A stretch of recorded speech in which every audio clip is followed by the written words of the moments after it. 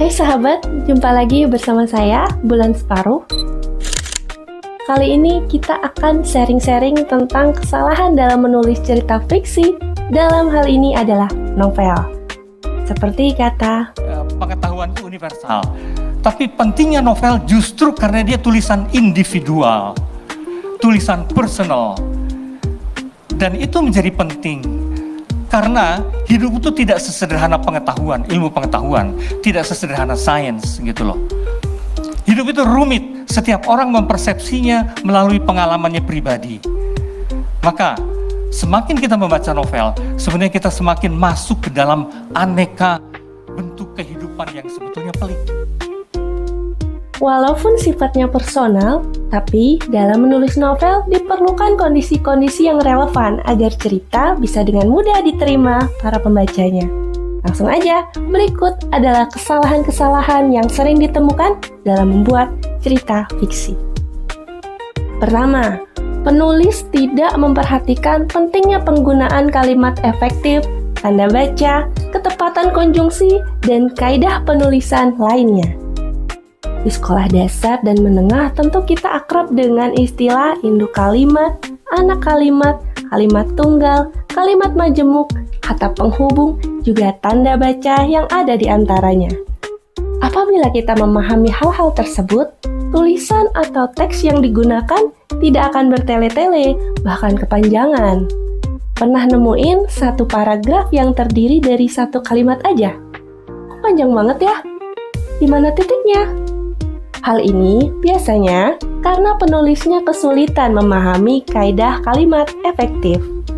Jangan lupa, di setiap kalimat dalam bahasa Indonesia dibutuhkan minimal terdapat subjek dan predikat. Lalu lengkapnya ditambahkan dengan objek dan keterangan.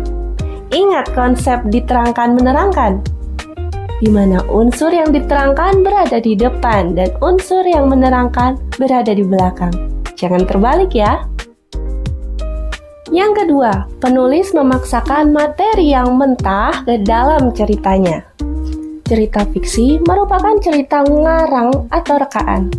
Hal itu tidak salah. Bahkan ada istilah seperti begini. Cerita ini diangkat dari kisah nyata. Atau cerita ini terinspirasi dari kisah nyata. Walaupun demikian, tetap cerita yang aslinya masih akan mengalami pengembangan dan itu disandarkan pada imajinasi penulisnya. Hal inilah yang membedakan cerita itu termasuk dalam fiksi atau non-fiksi, seperti autobiografi. Imajinasi inilah yang sering disalahartikan oleh beberapa golongan penulis. Dalam berimajinasi, diperlukan relevansi dengan fakta-fakta yang umum terjadi di masyarakat. Walaupun ceritanya misalnya bergenre fantasi, penulis tetap perlu memperhatikan kelogisan, kuat atau lemahnya sebab akibat, juga konsistensi dalam world building-nya.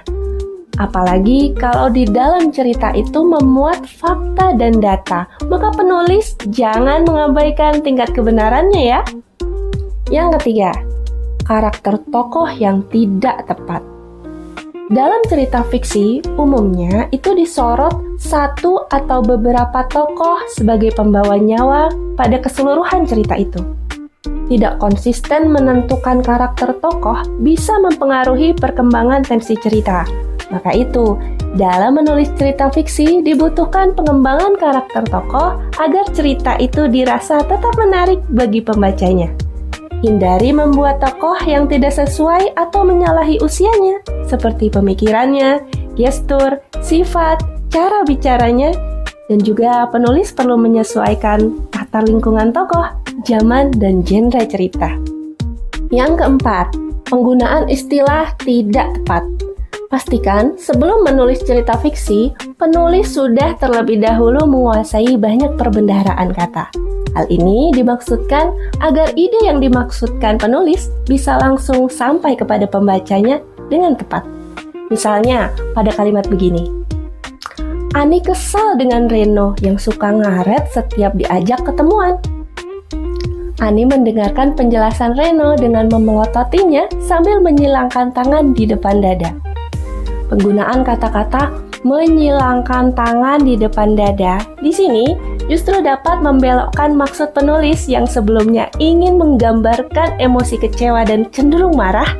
Tapi di sini tokoh Ani jadi tergambarkan sebagai seseorang yang terkena tindakan asusila. Soalnya Ani menyilangkan tangan di depan dada. Jadi penggunaan kata-kata itu tidak tepat ya. 5. Muatan adegan tidak bermakna dan perpindahan antar adegan tidak halus. Novel adalah cerita fiksi berbasis teks panjang yang membuat penulisnya perlu menguras waktu dan tenaga yang lebih banyak. Seringkali karena tekanan tertentu, entah writer's block, atau keterbatasan waktu terhadap deadline, atau tuntutan jumlah kata, dan lain sebagainya. Penulis jadi menambahkan adegan-adegan yang tidak bermakna, terlalu bertele-tele, atau sebaliknya, terlalu singkat. Kemudian, untuk mengembalikan cerita kepada benang merahnya, penulis jadi terburu-buru berpindah adegan atau berpindah latar. Tanpa bridging yang tepat, perpindahan ini membuat cerita terasa kurang padu, atau bahkan pada skala rentang cerita yang terkesan sangat tidak padu, maka terjadilah fenomena plot hole. 6. Cara storytelling tidak efektif. Kesalahan yang banyak dilakukan penulis adalah ketika menentukan sudut pandang atau point of view atau POV. Menentukan POV tidak hanya dilakukan dengan menentukan penggunaan kata ganti aku, kamu, atau dia dalam narasi bercerita.